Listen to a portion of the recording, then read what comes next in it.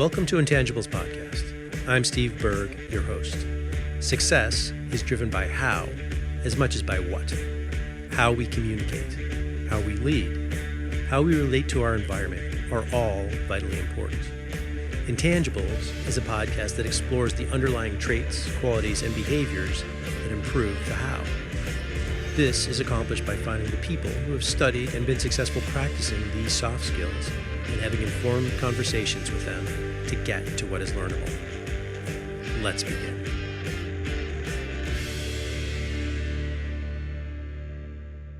Whether you think you can or you think you can't, you're right. That's a great quote from Henry Ford. The question is, how do we know what we think? The answer is that we talk to ourselves. Everyone has an inner voice. When that voice is negative valenced, it's called rumination or worry. Rumination is a compulsive rehash of past events. Worry is angst-ridden imagining of future events. When the voice has a positive valence, it's called self-talk. The inner voice talks fast and it talks often. According to one study, the rate at which we speak to ourselves is up to 4,000 words per minute. We talk to ourselves between a third and a half of the time that we're awake. Introspection simply means actively paying attention to one's own thoughts and feelings. It is in listening to ourselves that we know whether we think we can or think we can't. Dr. Ethan Kross is one of the world's leading experts on controlling the conscious mind. An award-winning professor at the University of Michigan and the Ross School of Business, he's the director of the Emotion and Self-Control Laboratory. He has participated in policy discussion at the White House and has been interviewed on CBS Evening News, Good Morning America, and NPR's Morning Edition. His pioneering research has been featured in the New York Times, the New Yorker, the Wall Street Journal, USA Today, the New England Journal of Medicine, and Science. He's completed his BA at the University of Pennsylvania and his Ph.D. at Columbia University. Chatter, The Voice in Our Head, Why It Matters, and How to Harness It, is Dr. Kross's first book, and I'm told is now considered a bestseller. It is about how we can direct our inner voice in ways that will generate more positive outcomes and fewer negative ones. It is what we will be discussing today. Dr. Kross, welcome to Intangibles podcast. Thanks for having me, Steve. Been looking forward to the discussion. Great. Is there anything that I did not mention about your background that you think we should add in or is important contextually?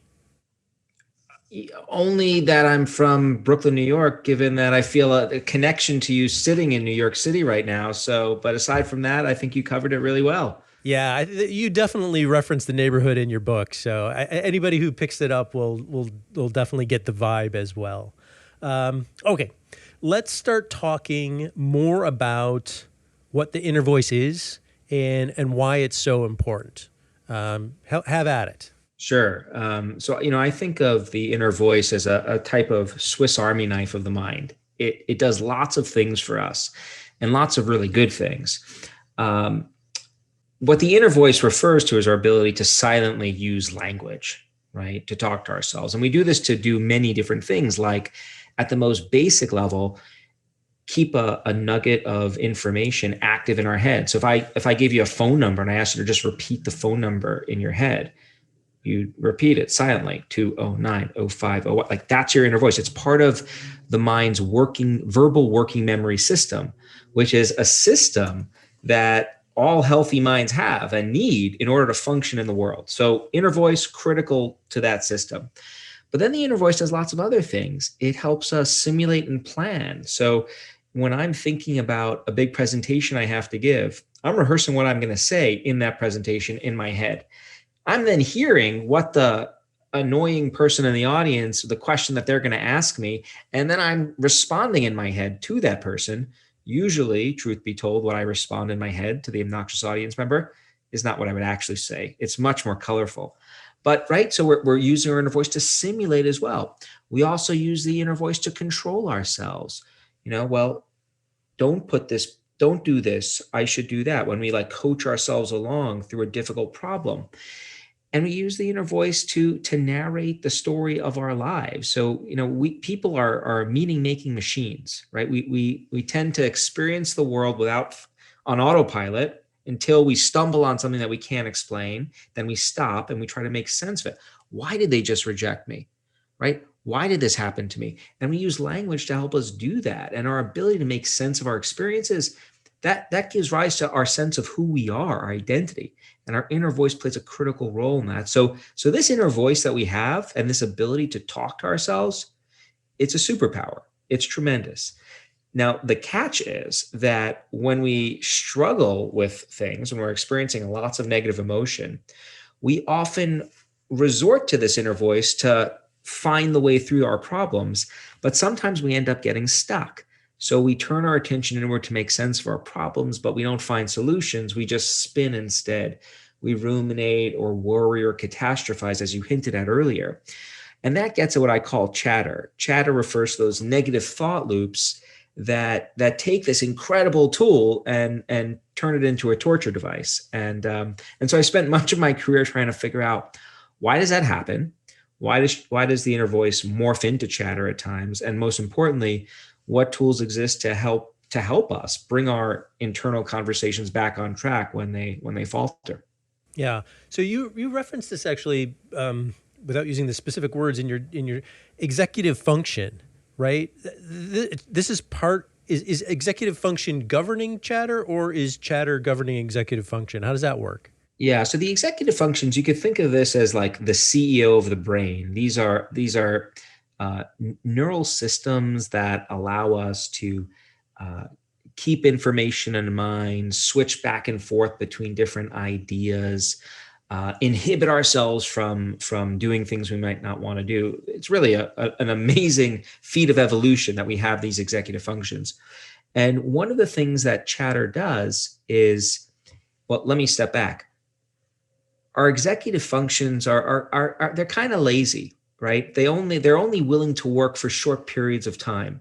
We only have so much ability to think really carefully about something and concentrate, which is what our executive force functions underlie. And one of the really devastating things about chatter is that chatter consumes our executive functions.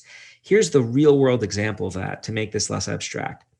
Think about, whoever's listening, think about a time when you're worried or ruminate about something, and you decide you want to read a couple of pages in a book or a report, and you read 3 or 4 pages, you get to the end, you're sure you've actually read the material, but you don't remember a damn thing that you've read. Steve, happened to you?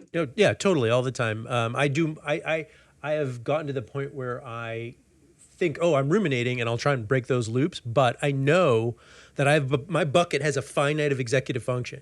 And if it's being ladled out in one place, it cannot be used in another place. And that's exactly the phenomenon. So, the consequences of chatter are pretty extreme. And I say that without exaggerating. I don't like to over exaggerate claims, but I really think what chatter does is it knocks out several things in life that really make life worth living. And we've just described one, like our ability to focus at work or in school or perform well on the ball field, right? When we're consumed with chatter, it disables us from using our mind in the way we want to use it, to focus on the report or practice and so forth. And so that's one way that it can really tank us. Right. All right. So tank us, bad. I want to also hear from you about, okay, we can influence, that's the nature of this book, is we can influence what our mind is starting to tell us, right? We can minimize chatter, and we can do, so I want to get to the answer, is it only making things less bad, or can we actually, in fact, make things more good? It's the latter. And by making them less bad, we're making things better. So, I've been talking a lot about chatter over the past month since my book came out, and while researching it too. And one of the things that I often hear is, tell me how I can just turn my inner voice off. I just want silence. I don't want to have that conversation with myself. And my response to people who say that is, I wouldn't wish that upon my worst enemy, right? The not having the ability to talk to yourself, because as we discussed earlier, it allows you to do amazing things. I tell a story in the book about a woman who had a stroke that wiped out temporarily her ability to use language. Yeah. And at first she described the experience as euphoric, like no more worries, no more ruminations, what we all want. Except along with that, she lost her ability to plan, to make sense of her experiences, and she felt disturbed as a result. So the goal here is to eliminate the chatter and free up your inner voice to do what it does best, to help you problem solve, to help you innovate, to help you create. And so that's the goal. We're shifting the pendulum from the negative territory to the positive one. Right. So don't lose context, right? Which is what this woman had lost. Yeah. But also at the same time, don't give in to the dark side. That's right. That's right. Steer clear. And let me point out something else that I think is relevant here. We often talk about in the current popular culture, like the importance of being in the moment and mindfulness and meditation. When things aren't going good, just focus on the present. Be in the present as much as possible. Being in the present can be really good, and I'm an advocate of mindfulness and meditation. However, it's really important to understand, as you pointed out earlier, the human mind did not evolve to be in the moment all the time. To the contrary, we evolved the ability to go back in time and forward in time in our heads, to learn from our mistakes, plan from the future, and so forth and so on. And so the challenge that I think we face is we often get stuck when we're traveling in time in our minds, in the past, in the future. We get stuck. That's what chatter is. The trick is not to shut down mental time travel altogether. The trick is to figure out how can we help people travel in time more effectively, right? And that, if you can do that, then you got all the good stuff that comes with self-talk. All right, so let me press one more, and then I'm going to kind of move on a little bit. So you gave me the answer. We can do more, more good, more better. The question I'm wondering is how much more better? Are we talking about situations where we can kind of talk ourselves into running a marathon, or into powering through a writing deadline is this something that we can really, something that's out of the mean? Well, yeah, great question. And huge variability, number one, across people in terms of how much bang you're going to get for your buck with some of these shifts in our internal dialogue. I will say that even at the low end of the spectrum, though, if we're talking about small percentage differences, a few shifts and a few percentage points in how you feel can be quite meaningful. Like a 5% improvement in how I feel can be quite consequential. And so I think setting our if you ask me, I think set your expectation. Like, I'm going to try to feel better, and I'm going to be happy if it's more than I expected. Don't be searching though for magic bullets that rid your life of all negativity. I think that would be a bad thing. We want to be able to still feel negative at times. Like a small dose of anxiety is really, really useful, right? That motivates you to prepare. So it's about reining in the responses when they become too extreme. But this aspect of the conversation is in keeping with a theme of the book, which is there are no magic bullets, right? There are lots of different tools that you can use to consequentially improve the conversations you have with yourself. But transformational, it depends. I don't know. These bullets feel pretty magic, frankly, as I've read them. So let's use that as our transition. All right. So it seems to me that a great deal of what you've studied and written about are ways that we can shift perspective, right? You were just talking about that shifting perspective, and not only shift perspective, but gain a perspective on situations, because oftentimes, it's right on top of us, or we're right in the middle of it, and maybe we just don't have the right view on it. So, I mean, first of all, do I have that right? Is that? Yeah. I mean, you've got it exactly right. When we experience chatter, we zoom in on a problem so narrowly that we lose the bigger picture. We lose the broader perspective that often provides us with solutions to lessen the chatter. Okay. All right, good. So would it be all right if I mention some of the tools? Yeah, please. Okay, specific. All right, great. Let's do that. So there's, one of the things that you talk about is distance self-talk, right? Yeah. So let's define that, and there's a number of great examples. Pick any example that kind of illustrates that for people. So distance self-talk involves coaching yourself through a problem like you would talk to someone else and actually using your name to do so, really relying on language and your name and other non-first person pronouns, words like you, to shift your perspective effortlessly. So, all right, Ethan, come on, you're going to do this. And what's so interesting to me about this technique, first of all, it helps people combat chatter. You see reductions in their tendency to ruminate. They perform better under stress. You could see these effects in their brain and their subjective reports. But many people stumble on this technique without even knowing it in their lives. They use it and they're not even aware of it. Instead, it often gets made fun of, right? On Seinfeld, there's a whole episode of a self-talker, Jimmy, who would narrate his whole experience. Jimmy needs to do this.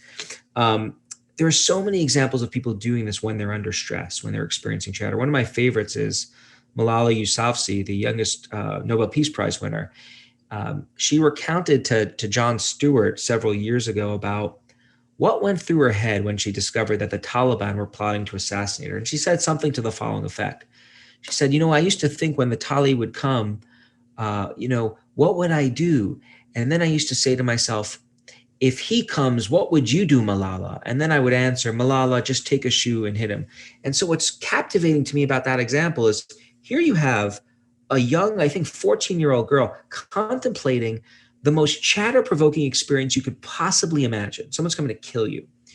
And what does she do? The moment the stressful part of the situation is happening in her head, she switches.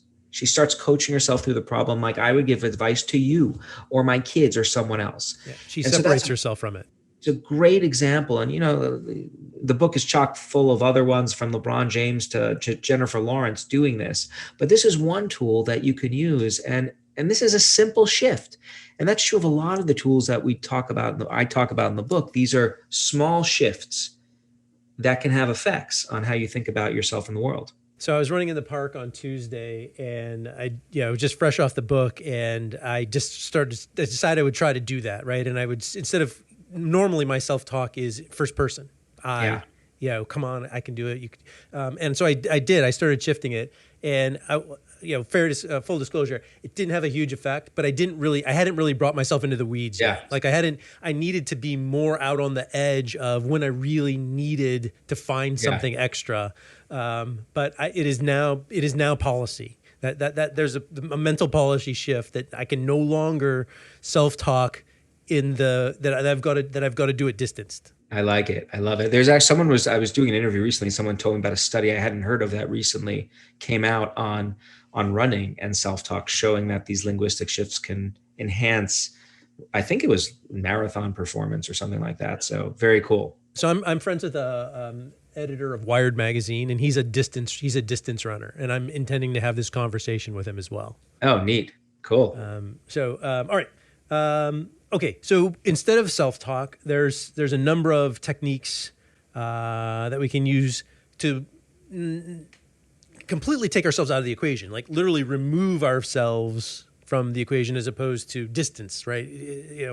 I'm going to ask you to walk us through a couple of them.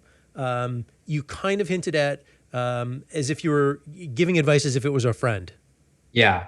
So, think about what you would say to your best friend and then say that to yourself. And, you can, of course, combine that with distant self-talk by using your name to really maximize it. But that's another tool that we can use. I want to touch on one thing real quick that you said, though, Steve, about completely removing yourself from the situation. There's one, I think, subtle point that's worth emphasizing, which is in all these cases of these distancing tools that I talk about in the book, we are stepping back. We're really trying to separate ourselves, but we're still engaged with the situation and the emotions. And the reason I want to point that out is because we're not trying to get people to avoid their emotions. When I think about, all right, Ethan, how are you going to deal with a stressful interview? I assure you, I am still in touch with the negativity surrounding the apprehension here, but I'm taking the edge off, and it's taking that edge off that's really important rather than totally avoiding the emotions altogether, which could be problematic for other reasons. Right. Yes. I think what we're really getting at, and particularly within the give your friend advice, you talk about the notion of there's an example in the book that someone has a problem and they can't seem to find their way through it, and then their friend has the exact same problem and they can easily find their way through it. Right. Just because Exactly right. because there's they don't feel the stress upon themselves so much to do that, right? And if you can kind of use the same gadget, the same machinery, Yeah. then you're going to be more effective. That's I that's understand what you're saying. exactly right. And you said it beautifully. And what's fascinating is, so I think many listeners are probably, or all listeners have had that experience. Like they can coach someone else better than they can coach themselves.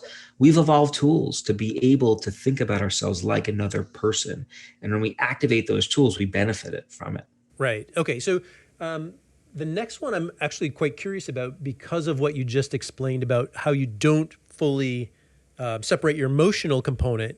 There's the discussion about pretending you're a fly on the wall, right? Kind of looking down on it. That kind of almost implies that there would be that kind of detachment, but There there's not. definitely is a separation from the self. Like when you're thinking about a past experience, visualize, like we tend to see visual images of those events. You could close your eyes and see a snapshot of when I was rejected by whomever, rather than replaying those experiences through your own eyes, you could actually see yourself in the scene, and that gives you some mental space. But what we do in our studies and in the research that looks at this is you have people step back, see themselves from that fly on the wall perspective, but then think about what that person you're looking at, think about why they felt the way they did. What were the reasons underlying their feelings? So you're still getting them to engage with the emotion, and that's the key. So it's almost like you're stepping back in order to then approach and dive in more effectively. You're not stepping back to avoid it. I think what you get out of that is a sense of intellectual honesty, if you want to know the truth. And it gets to the last one of the ones that at least that I want to talk about with regard to this distance is if you pretend you're a neutral third party trying to find an optimal solution, in my business, we often have to make decisions where, you've done all the work, you've got an emotional component, like you're kind of tied up in it, you've done all this work, you want it to work. Right. And so you've made your decision and you're looking for a set of facts to support the decision instead of what are the facts, what decision should that lead to?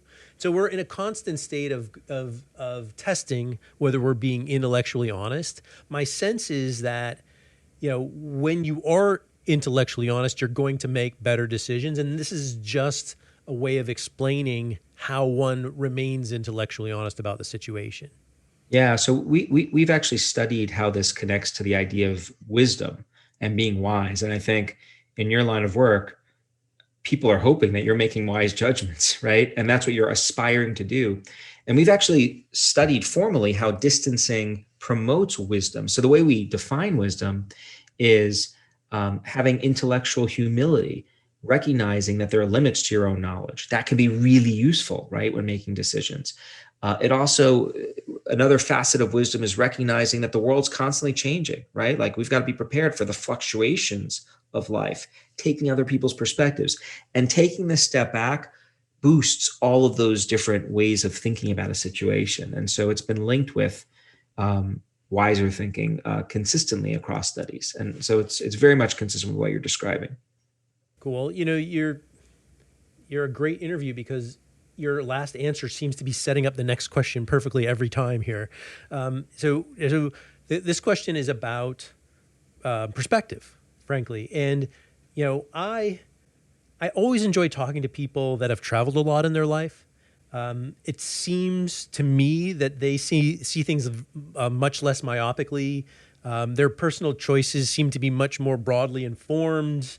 They have a broader perspective. They're not just thinking from their narrow, what about myself? They're thinking about a greater good. In the book, you talk a little bit about broader perspective, but in a slightly different way. I think it ultimately has similar value in making good choices and defining good go forward strategies.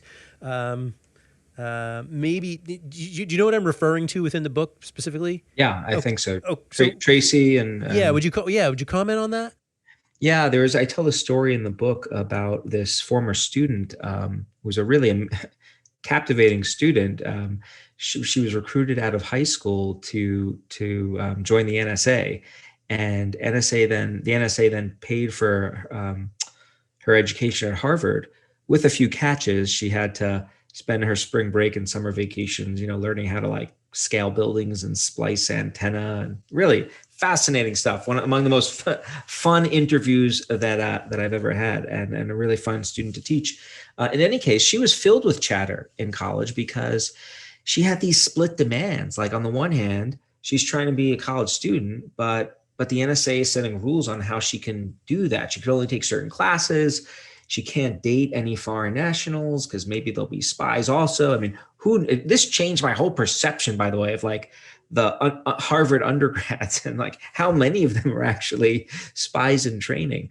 And oh, by the way, she had to maintain a certain grade point, or they'll just pull the whole thing. That's right. If she didn't maintain a certain GPA, they stop paying, and she's got to pay everything back. And she came from meager means, and so she had no way to do it, and so she really struggled.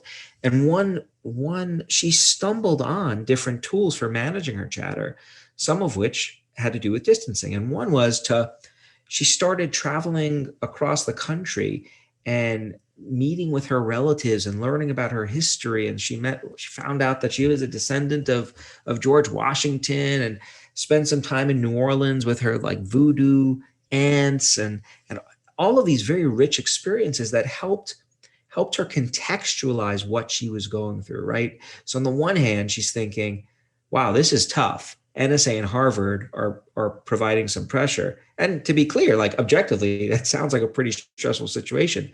But then she's thinking about the fact that she descended from slaves. And she's thinking about, look at how far I've come. And that broadened her perspective in ways that were useful. And Steve, this is what I actually do right now, like to manage COVID anxiety and the pandemic, which I think is stressful for so many of us. I try to do this perspective broadening by thinking about like, well, what about the 1918 pandemic? Right? That was really bad. And guess what? It was worse than what we're dealing with, and we made it through it. So that's another way of shifting our perspective that can be really helpful. And so there are just so many ways of shifting perspectives. You could do it by traveling in time in your mind, like I just described. I think travel is probably another very useful tool for doing that too. Language is another. So I talk about these different techniques in the book. Yeah, I'm a big fan of relative expectations, right? It's today as we speak, it's kind of middle high 40s and sunny in New York City. And, generally it's kind of bleak at this time of year. In late February, everybody wants the winter to be over. They're kind of dragging it around. But on the other hand, last week it was in kind of the low 30s, right? It was gray. It was freezing cold, like relative, not so bad. Right, like my perspective is pretty good, not so bad. Yeah. I think that's kind of a mechanism that's important. You just talked about time. Time is you can shift a lot of things. You can shift spatially, right? You can shift your view. You can move your eyes, but time is another thing that you can use to gain perspective, right? That's right. Why don't we just touch on that just a little bit? And I love continuums too. Yeah. No, well, you're absolutely right. And there's actually research which shows that these different continuums of distance are related. So as you said, you could shift, physically, like by going to different places, but linguistically we can shift temporally and visually. When you want to shift in terms of time, I just described one temporal shift, right? Going back in time in my head to put things in perspective. You could also go forward in time, which I do quite a bit, right? I think about 9 months from now, I know exactly the beach that I'm going to be sitting on while I'm vaccinated with the 3 pina coladas that are on the little tray in the sand, and life is good. And when I do that, what that does is it's not just a positive fantasy. There's that component, but it also makes it clear that what I'm experiencing right now is temporary. It will eventually pass. And that gives me hope. And we know that hope is a powerful bomb for our chatter. Yeah. So hope in the near term, but also, so your vision was beach and pina coladas. In the case of some of the founders that I back, their vision could be successful exit, right? This business has been turned over. My Totally. Legacy is secure. My family is financially, well positioned. Like just being able to think that forward, looking back on this, it's a bump in the road. That's exactly right. The key is to travel far enough in time so that you realize that what you're going through right now is temporary. It's not the end all. And so time travel is particularly good when you're dealing with acute stressors that have an ending point. In more long-term stressors, there are other tools that are more effective. Great. All right. So this isn't exactly a technique. This next thing I want to talk about, we were actually getting into it right before we started recording. I was like, no, we got to save this. We got to save this. It's belief, right? If we can convince ourselves of something and really believe it, not be like just told and like, oh, yes, I believe it. If you genuinely believe it, it seems to me that there's enough proof that we can go beyond what we normally think we might be capable of. And it's hugely powerful. So dig into that idea a little bit with me. Yeah, it is. I mean, I'll echo that. I mean, I titled the final chapter of the book "Mind Magic," and I meant magical in the awe-inspiring way, because the research in this area is, to use the more technical term, mind-blowing. And and what I mean by that is there's compelling research showing that, as you just said, if you can get a person to believe that they're going to feel a particular way, it actually brings that feeling to fruition. And when I talk about feeling, I'm talking about less depression, less anxiety, fewer Parkinson's symptoms, right? I'm talking about placebo research where you give someone an object like a sugar pill and you tell them, if you take this, you will feel better. And if they believe you, it often has that effect. Now, placebos, of course, don't cure everything. There are limits on them. But in terms of the terrain within which they work, it is quite astounding. They've been shown to be effective for reducing symptoms of mild and moderate anxiety and depression, right? These are billion-dollar problems if we think about the costs. And a sugar pill, or just getting just having a doctor or a trusted person say, you are going to feel better. I know it because I've seen 100 people like you. It's going to be fine. If you buy into that, it has that effect. So what does that all mean about the mind? What it means to me is the following. It means that the ability of the mind to heal itself and our bodies is something that we're not tapping into under normal circumstances to our fullest potential. There are safeguards, there are valves, if you will, that prevent us from unleashing this capacity. What are those safeguards and valves? Doubt, self-doubt, confidence. Why do they exist? Well, that's where it gets even more fascinating. If you think about like negative emotions, feeling bad, we don't like that feeling, right? And we're motivated in general to reduce those negative emotions. But negative emotions in small doses are really, really useful. A little bit of anger when we're insulted, that's an adaptive response. It mobilizes us to respond to the situation as it needs to be dealt with. Same thing for anxiety or sadness. So emotions are functional. So what if you gave a person the ability to, whenever they want, just turn their emotions off by believing something? They could live a life free of any negative feelings, and that would not be a good life. Evolution would suggest that those people would not survive. So what happened to the mind? What's the evolutionary story? The story is we've got this capacity, but it's kind of hard to use. But guess what? Cultures have figured out a back door to hack into this capacity to manipulate belief. And it comes in the form of lucky charms and certain rituals and charismatic leaders who can manipulate our beliefs accordingly. Yeah. I mean, you were mentioning earlier about, 5 or 6%, right? So let's just say it's beyond the threshold of just noticeable difference, right? Yeah. The idea that there's this mental wiggle room for you to create improvement of, I'm just going to, out of air, 5 or 6%, crazy. Yeah. That's crazy. Yeah. Even if it's 2 or 3%, if it's a noticeable difference,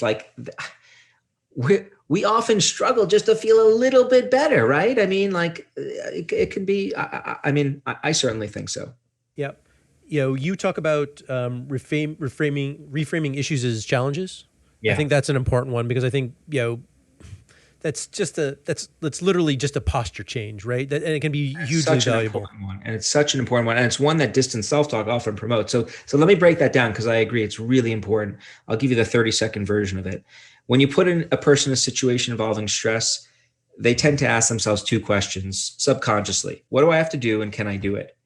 If you ask yourself those two questions and you answer, can't do it, that's a threat response. It predicts a host of negative consequences, right? You withdraw, your body responds with stress and so forth. If you take those two questions, what do I have to do and can I do it? And you answer, yeah, I can do it. That's a challenge response. And it predicts the mirror image set of consequences, all good.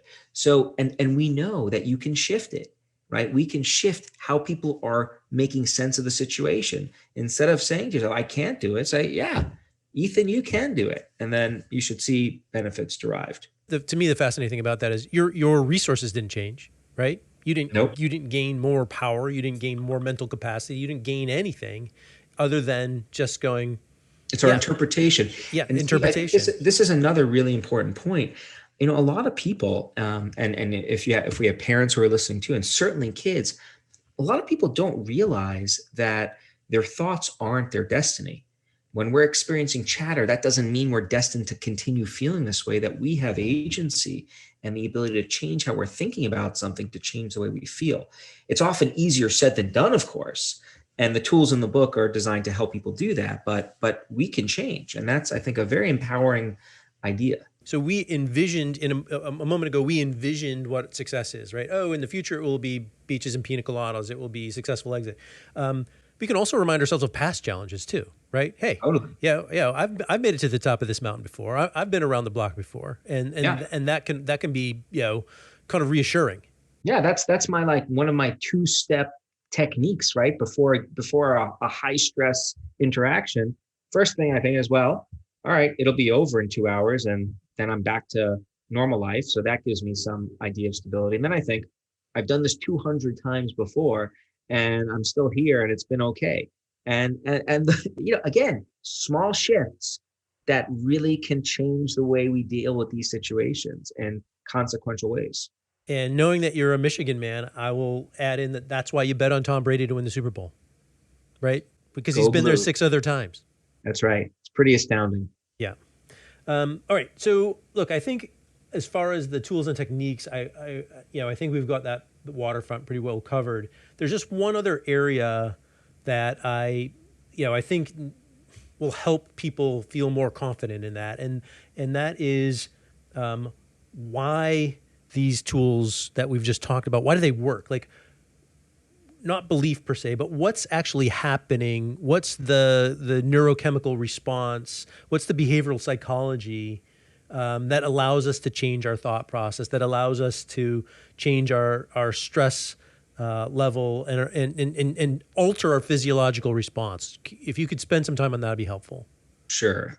So the first initial response is it's not the same set of neural mechanisms for all the different tools that I talk about in the book. Now, many of the tools do center on this idea of distancing, this ability to step back. And if you look in the brain at what's going on when we ask people to do that, what you see is you get a reduction in the activity level of a network of brain regions that are active when we're thinking about the self. This is called a default state network. There's a group of brain regions that when you just attend to your own self, that network becomes more activated. We're reducing the activation level of that network. And we think that's what helps people become less immersed in the situation, what allows people to weigh in on the circumstances with more objectivity. We're reducing their self-involvement. And so that's a critical mechanism for many of these different tools. But then there are other pathways. Like, distance isn't the only pathway to hacking chatter. Like, one thing we didn't talk about is hacking chatter from the outside in. So, when you're experiencing chatter, you feel out of control. Your thoughts don't feel like they're organized. So what we've learned is people can compensate for that experience by organizing their spaces around them. So it's like weird, crazy stuff. Like, I'm a pretty not organized guy when it comes to my room. And yet when I'm struggling, I go and, like, clean the kitchen and put all my books away and alphabetize them. We're compensating there. And so that's a different pathway through which we've learned to regulate our chatter. And I bring that point up to make another even bigger point, but a really important one, which is there are no single tools, right? that we can rely on one tool to help us manage our chatter in all situations. There are lots of different tools that we've evolved to possess to manage these internal conversations. And I think the challenge that people face, and I think scientists too, is to figure out, well, what are the combinations of tools that work best for you in the different chatter provoking situations you find yourself in. I regularly rely on quite a few to help me get over the chatter hump when I'm experiencing it. Yeah. So when I was in college, whenever I had a difficult situation, and I didn't realize at the time exactly that I was doing this, I would go and clean my room, and Yeah. I had no idea why. Only in retrospect Yeah. did I realize. And the thing that I want to bring up about that you kind of hinted at a little bit is agency, right? Oftentimes we kind of flip out a little bit when we feel we have no agency. Right? Cleaning, I realize now that cleaning my room was a way for me to try to feel agency. Like, That's this exactly, is and something I had control over. and you succeeded, right? So Rafael Nadal says the hardest thing that he battles to do on the tennis court is control the voices in his head, right? It's not the other person he's competing against. It's his own self and the voices that he hears. Not in a clinical schizophrenic sense, but in a chatter sense, right? And so what does he do? He does this. He engages in very structured rituals, and he carefully orders his water bottles, make sure they're positioned on a diagonal to the court and ever so perfectly, lying between sets. So it's a way of asserting agency in another aspect of your life, and then you benefit from it as well in your mind. And that's, we've with so many of these tools, Steve, we've stumbled on them. We do them often without even knowing them. I do the same thing. I didn't, until I started doing this work, I didn't understand why I cleaned when I was stressed. The value of the science here is it shines a spotlight on what all of these different tools are, and it specifies how they work. And what that does is it gives us the opportunity to be a lot more deliberate about how to bring these tools into our life. And I think there's real value in that. You're exactly right. You've got some tools, but you don't exactly know what they're for. But all of a sudden, you do know what they're for, and then you go, all right. For this situation, I bring this tool out of the toolbox for this situation, and that's that you're creating a more efficient response. That's right. That's right. Okay, so look, thank you for that. In interest of time, I know you've got a couple more minutes here. I always end my podcast with 3 final questions. They're easy, so you shouldn't have a problem. The first is there something specific about this topic that we're talking about that you think is important, kind of important enough that how could I have had this conversation with you and we didn't bring this up? Like, did I miss anything that's really key here? Well, the only thing we didn't talk about is the role that other people play in helping us with our chatter, because we're often really motivated to talk to other people about chatter when we experience it. And the quick version of this is that other people can be an amazing tool to help us, right? As we talked about before, it's not happening to them. They're in a position to weigh in, but they can also be a real liability. And in fact, the modal way, the way we typically talk to other people tends to predispose us to the more vulnerable form of talking. And so how that works is this. Many people think that venting our emotions, just letting it all out, dumping is the way to feel better. Not true. Lots of research suggests that it's not true. What venting does, if I vent to you, if I call you up to share my negative feelings about something, that makes you and I feel really close and connected. That feels nice. But if I'm just rehashing what I felt about something bad, it's not making me feel better about it because it's not shifting my perspective at all. So the best kinds of conversations are when you find someone who you can share what you're going with through a little bit, but then they also help you see the bigger picture, help you look at it from different angles. That makes what I call a good chatter advisor. And like the best chatter advisors are not necessarily the people that we're closest to. So there are many people in my life that I love a great deal and that love me. I don't talk to them about my chatter. right? There are like 3 people I go to talk. I've got like a board, a chatter advisory board, 3 people for personal stuff, 4 for professional. And I'm extremely deliberate about how I approach them. And so I think that's an important thing for listeners to know. That's a good one. I'll tell you that the way that I view that is dumping your garbage on someone else's lawn. And for a moment, you might feel good about the fact that your garbage can is empty, but then you kind of feel bad that your garbage is all over their lawn. And they're certainly not happy that your garbage is all over their lawn. Yeah. Yeah. And the garbage is still there, most important. It's exactly right. The garbage didn't go away. So you want to find something that you could share with, but you want to get rid of the garbage essentially. And so that it turns out that can be a little tricky. All right. Question 2, assuming that you want others to find you, to interact with you, that are either interested in this area or have something to contribute, where would people that are listening to this connect with you? They can go to my website, www.ethankross.com. And they get everything they want to know about the book and me and my lab there. Easy peasy. Final question. Are there any materials besides chatter, of course, that you would recommend for people to get deep on the topic?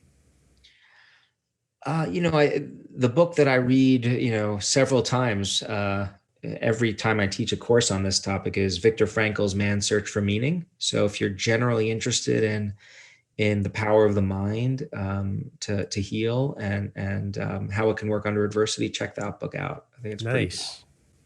Thank God you didn't say Thinking Fast and Slow. Okay. So Dr. Kross, this is the end. Thank you very much. What's really strikes me is the depth of knowledge that you have, and it really gives me a high degree of confidence as I address the inner voice, that I'm actually doing it in a constructive way, in a science-backed, research-backed way. It's super helpful. So, look, I appreciate you being generous with your time and coming on and talking about this. Yeah, this was super fun. So thanks for having me. It was a delight. This has been Intangibles. You can find this podcast on iTunes, Google Play, SoundCloud, and many other podcast platforms. You can also find it at its home on the web, which is www.intangiblespodcast.com. I'm Steve Berg. Thank you. Keep an eye out for the next episode.